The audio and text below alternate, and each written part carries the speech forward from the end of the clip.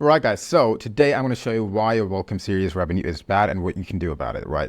There are three main reasons, and if you fix these three, literally your welcome series revenue is going to like double or triple. Right. So let's just get into it. And the first and the biggest lever that you can leverage in your welcome series is not even in your welcome series. Right. It is your pop-up form. Right. And the reason I say that your pop-up form is like the biggest thing with your welcome series is because your welcome series revenue is basically directly proportional to the number of people that enter the welcome series. And the number of people that enter the welcome series is exactly equal to the number of people that submit your pop-up form, right? So if you want to increase your welcome series revenue, you just go ahead and increase the number of people that submit your pop-up form, right? And so you want to increase the number of visitors or viewers of your pop-up form, viewers of your website, and also the submission rate of the pop-up form. And I'm going to show you how you can increase the submission rate, right? So the first thing you can do is, number one, start with a good pop-up. And then you're going to do like 10 million A/B tests. But first of all, we start with good pop-ups, right? So you're going to have your logo at the top here.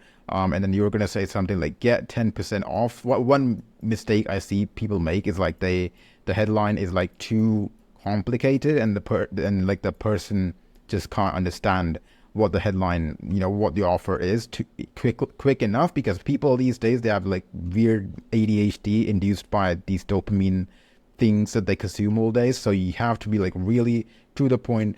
You grab their attention and be like, get 10% off, right? And like they have to know what they're about to get. And it's like, you could say get 10% off, 15% off. You're going to test out the offer later on, but you start with a simple offer like 10, 15, 20% off, whatever you want to start with based on your margins. If you don't want to start with a discount, you can do like a giveaway. You can also do like, you can be like, get this thing for free, or buy, or like get $5 off or $10 off. I would say don't go with like a single digit number at all, because it usually doesn't work unless you have like the type of brand that it works very, very well for. And I have a client that, like, for some reason we can just say get 5% off and everybody just pounces on that offer. But for most brands that doesn't work. So get 10% off, and then you have a big fat email box and it just says email inside, right? And then there is a CTA below the box, and it's not a normal CTA. It doesn't just say submit.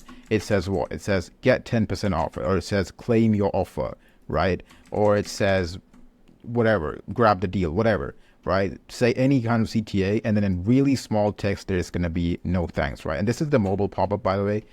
I'm just going to talk about the mobile one in this series, because if I talk about desktop one, it's going to take like another 10 minutes to talk about.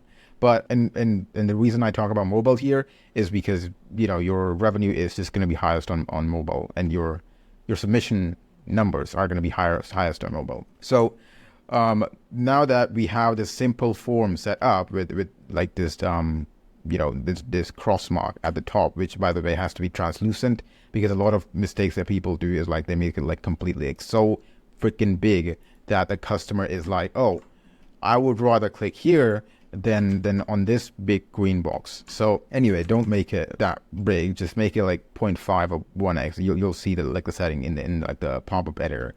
But once you have this kind of pop-up form, what you want to do is just set it to like any normal behavior, like show after 10 seconds on mobile, or if you have like a desktop pop-up, by the way, you'd have like an image here. But anyway, it would be like show after 10 seconds on mobile, or show after 7 seconds. And yeah, that's basically it. And once you have that basic setup done, by the way, also turn off click outside form to close on mobile. It's turned off by default, but some people have it on for some reason, which you absolutely shouldn't on mobile, because it will decrease your submission rates and conversion rates, because it's too long to explain. But yeah, turn off that setting.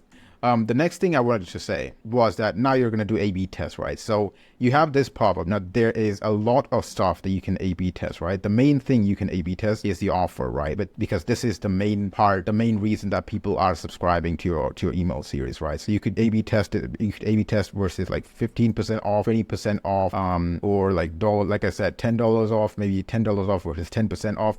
You could say a mystery discount. So basically, you say it's a mystery discount, but the discount has been decided. You could test this against like a spin the wheel sort of thing, where people have to like spin the wheel to see what they get. You could also test it against giveaway. So like a free item, I would not test 10% versus a giveaway, because usually the giveaway is just gonna lose. But you have something like this, right? And the next thing you want to do, you just want to pick like 2 to 3 different offers to test. And I probably gonna have to make a video on how to actually properly test these, because you have to integrate this A/B test with your welcome series, and that is a kind of a difficult thing to do for someone who's not an email marketer.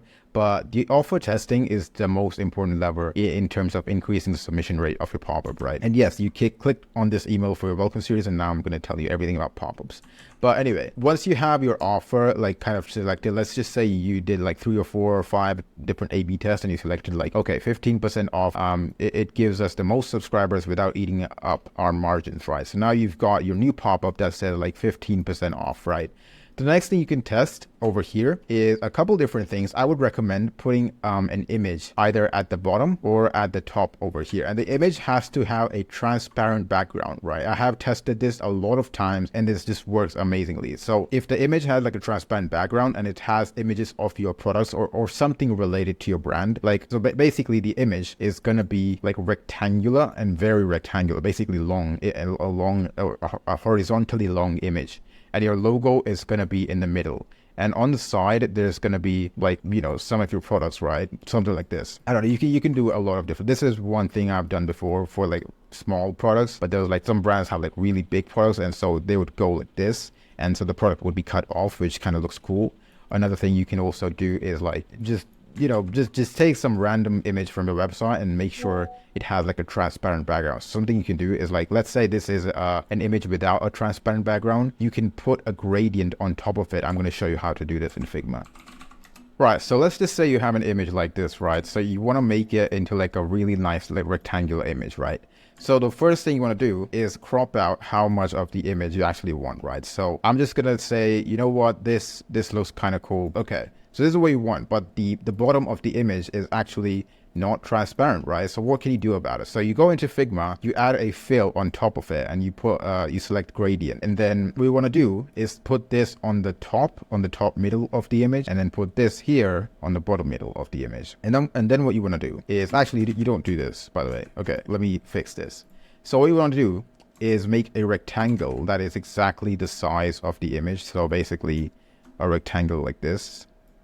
And then you apply the gradient effect to the rectangle itself. And then you put this at the bottom like this, and then this thing at the top. And once you have that, you turn this into like a transparent thing. And you turn this more kind of white. And then you get the rectangle to create a mask. So if I can use as mask, there you go. And then this image has to go inside of that. There you go. And now you have a transparent image, and then you can put this transparent image anywhere you want, right? So actually you should probably like do something like this. So if I can find a rectangle, take this down here, so you can, it's a much better transparent image. And now you have something like this, where it's like you didn't even have to create a custom image. You just did it like in like 1 minute, or 2 minutes, you just created like a really good image for yourself, right? So you just export it, you put it at the top of your pop-up form, right? You should probably it should probably be like longer in the size, because it's kind of getting, it seems like it's getting cut off. But you didn't have to make a custom image. You literally just take this image, put it at the top of your pop-up form. As long as your pop-up form has any kind of, you know, good looking background that's like a solid color, it's going to blend in, because, you know, it ends transparently, right? So that's kind of what you want. Now what we want to do is take this image, put it in your pop-up form, A/B test it, see if it works better. If it doesn't, try another image. If that one still doesn't, then maybe, you know, an image at the top just doesn't work for you. Try an image at the bottom. If that doesn't work, then usually like this stuff just works, right? Because your mobile pop-up form at this point it has no images apart from your logo. And so you add an image at the top or image at the bottom, what's going to happen is like your conversion rate is most probably going to increase. So now you got step number 2 done, which is you made the main pop-up with step number 1. Step number 2, you made the you selected your offer. Step number 3, you selected the image that you're going to use. Another image you can add is a GIF of your top reviews, right? So what you can do is basically, you have your pop-up form, you have your 15% off right here, right? Let's just pretend this image is the one that won. You have your thing here, you have your CTA here. It says get 15% off. And over here, instead of saying no thanks, what it's going to say is going to be a GIF of your top reviews, right? And so this is like 3 really nice reviews that can convince someone to subscribe to your brand, and then make it a GIF and then put it here and then A/B test it versus like just without the GIF, right? And then see if it works better. And usually it will, sometimes it doesn't. But yeah, this is now a much better pop-up form. Now, if the reviews don't, like, you want to make sure you also that the pop-up form is, short enough to fit on a mobile screen. So sometimes if you add like every single element that I'm going to talk about, usually it's going to become too long. Sometimes it doesn't, but usually it most probably will, because you're just adding so much stuff. So make sure that, you use some sort of common sense to make sure that the pop-up form is not too long. So the next thing you want to do is, if one of these things doesn't work, is you can add a timer. So let's say you can set like 15% off in the next 24 hours, right? And then you put like a 24-hour timer here and then A/B test that versus, the normal pop-up that you have right now.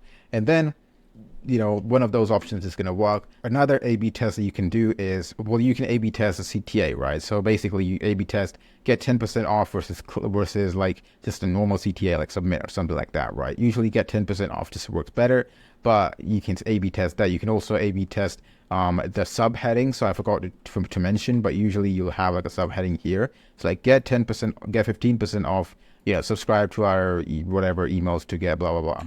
And you can test that versus like a funny subheading, or like, a funny headline and funny subheading versus a boring headline, boring subheading, which is boring basically means just, it doesn't actually have any kind of humor in it. You can test something like that. You can also just test like a complete background image for your mobile pop-up. And this is something that you will have to make a custom image for, and a very, very specifically custom image for the mobile pop-up. And you'll have to test it multiple times. So this is something that usually, an email marketer, someone like me, would know how to do. And even people like me, even like people who've been doing email marketing for long enough, I have to show them how to properly do it, because they're not, you need to have a certain amount of acumen for doing some image testing of the pop-ups, because there's a lot of like technical parts in the Klaviyo editor that aren't very user friendly. So let's say you have selected your image, you've got your pop-up form is now very nicely optimized, you're getting great submission rates. One thing I forgot to mention, you also want to test the behavior, of course, because the behavior is basically like, it's going to increase or decrease the number of people that view the pop-up, as well as the increase or decrease when the pop-up is shown, so that you can select, you can find out the best time to show the pop-up that is conducive to a good submission rate as well as a good view rate, right? You want to make sure that enough people are viewing the pop-up as well. And so when you change the behavior, a lot of times you're going to see that the number of people that viewed the pop-up is going down, and the submission rate goes up, which is not a good thing, because usually that just means in total you're getting less submissions. So that's some of the stuff that you want to watch out for. But let's just say you have a completely optimized pop-up form. Now, what else is sabotaging your welcome series revenue?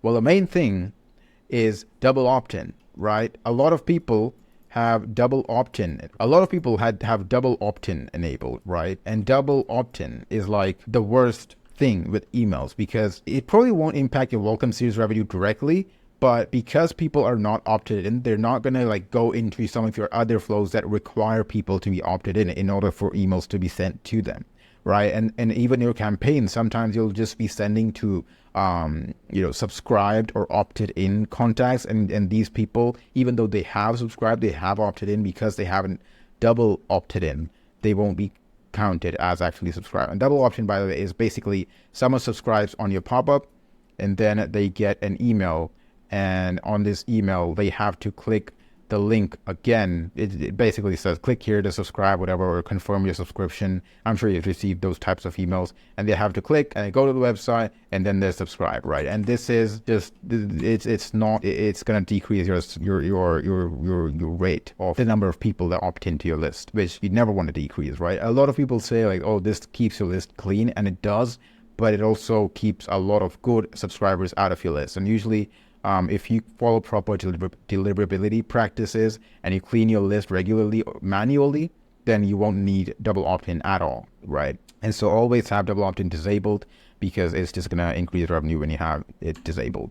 The next thing you want to change in your welcome series is basically the entire first email, right? Because like I literally subscribe to so many brands' welcome series because this is my entire thing, right? This is what I do. And I've seen so many welcome series where it's like the CTAs, the copy, the design, everything, none of that is even given any importance, right? And this is bad because I guess like people just view the welcome series as a completely separate part of the brand compared to the website. But let's just say you're a customer and you go to the website and you try to opt into the welcome series, and it's like this welcome series is, you know, the website looks just amazing, right? And then you get the email and it just looks like crap, right? And it's like, and there's barely any copy in the email, and it's just like, yeah, here's your discount code and go and buy our products. And it's like, no one like wants to buy from that type of email, right? People want to, if your website is nicely designed, it's high converting, it's optimized for conversion, it's got great copy, you know, your brand voice and shows on your website, and then you go to your welcome series and there's none of that, then that's not good experience for the customer, and no one really likes, you know, it just, people can see lazy marketing, right? And people can see when you as a brand are not trying to connect with them in any way, shape or form. And this just decreases the chance the customer is going to convert. So you want to have good designs, really good copy in the welcome series. This means like including social proof, benefits of your brand story, your brand mission, things like that, right? Including enough CTAs is something I don't see brands do a lot. Is just like, you know, whenever someone opens the email, there should be a button like right here, right? As soon as they open the email, let's say this is like the mobile screen, you know, when they open the email, and there should be, as soon as they open the email, they should have a button that they are able to click, and they should see their discount code as well. This is because a lot of people are impatient. They don't have time for all your copywriting. They just want to go to your website and buy something with the 10% off coupon code. So you give it to them, right? And you can also, like, let's say you, for whatever reason, you don't want to put a button here, you can put it in your pop-up form, right? Or you can do both, whatever works for you. But yeah, you know, you gotta have a button at the top of your email so people can click somewhere and go to your website, right? Because a lot of people, they have this really long email and there's like a button at the bottom, and like people have to scroll all the way down, and I've seen this so many times. It decreases people's welcome series revenue, and the easiest way to fix it was literally just to put a button here, and they lost so much money because they did not put a button there. So that's something to keep in mind. Obviously, like, have it well designed, put buttons in proper places, and have good copywriting, including social proof, mission, or whatever. I just mentioned everything, right? Once you have something like that, now you can focus on the rest of the welcome series, which is emails 2, 3, 4, 5, 6, 7, however long your welcome series is. All of that comes after these main 3 things. So if you fix these 3 things, you will literally, your welcome series revenue will increase overnight, and you're gonna be like super happy, and you're gonna tell me that I'm the best person in the world. But so that was the video. Hope you guys enjoyed. And if you are struggling with acquisition costs, or your ads aren't performing or anything like that, there is a link down in the description below. It's literally just me explaining what we do at our agency. You can check it out if you want to. If you don't want to do that, you're still awesome. And thank you for watching the video. Goodbye.